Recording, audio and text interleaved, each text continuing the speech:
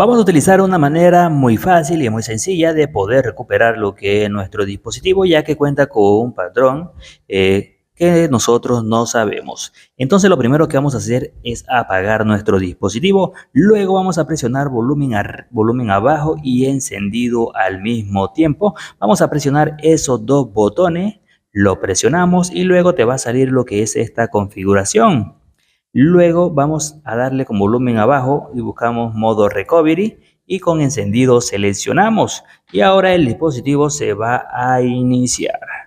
Vamos a iniciar y te llevaría lo que es a este modo, al modo del Android. Te va a salir lo que es este muñequito Android y ahora presionas volumen arriba y encendido al mismo tiempo. Luego busca WIP Data Factory Reset, con encendido seleccionamos. Bajamos y con encendido volvemos a seleccionar. Y ahora con encendido la primera opción para que el dispositivo se reinicie. Vamos a esperar que termine y luego seleccionamos el botón de encendido en la primera opción que dice Reboot Resisting Now, que nuestro dispositivo se reiniciaría. Si digamos que de pronto te quede con la cuenta de Google, con la cuenta de seguridad, en la descripción del video y en los comentarios tenemos métodos.